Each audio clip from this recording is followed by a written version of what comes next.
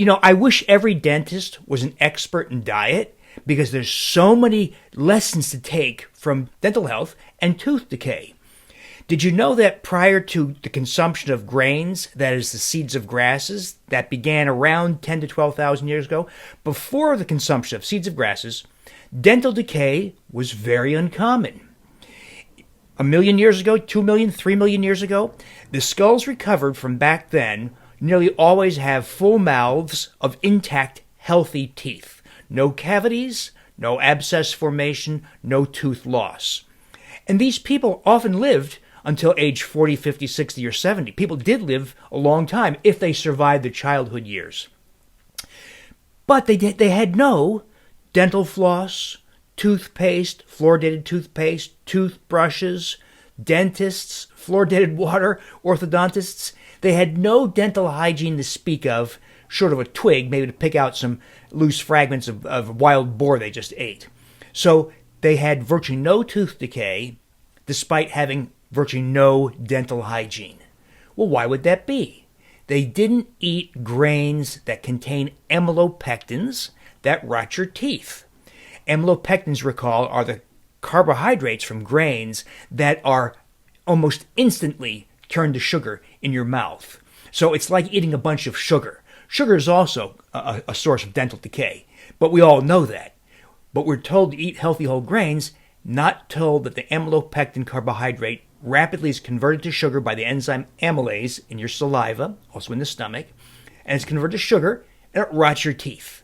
So when humans added the seeds of grasses, grains, like einkorn wheat, the ancient ancestor of modern wheat, or maize and corn and millet and other grains, there was an explosion in tooth decay, such that once people added grains, tooth decay increased to 16 to 49% of all teeth recovered. And they were crooked and rotten, with cavities and abscess formation and tooth loss. So, in that observation is an astounding insight into dental health. Don't eat grains, and dental decay and other associated dental problems plummet. Now, I don't really mean that you have to divorce your dentist. There's a good reason to see them, because your prior life may have been filled with grains and sugars, right? So you may have to deal with a dentist just because of prior habits. But once you go grain-free, you will be astounded at how much better dental health can be. Imagine we started children out this way, and they didn't have to deal with tooth decay, tooth loss, toothaches, all that kind of stuff.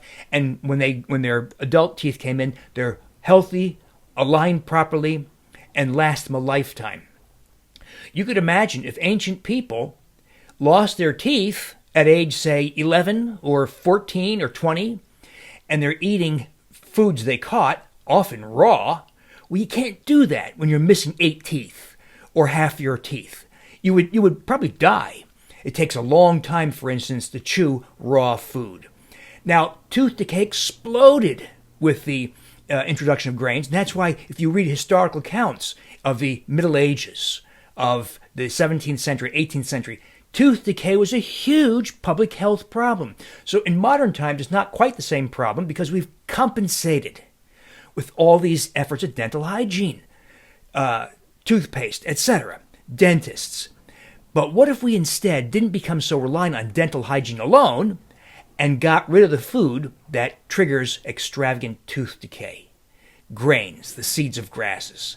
So continue your dental hygiene efforts, but recognize that you've taken away this extravagantly effective producer of tooth rot, tooth decay, that is grains.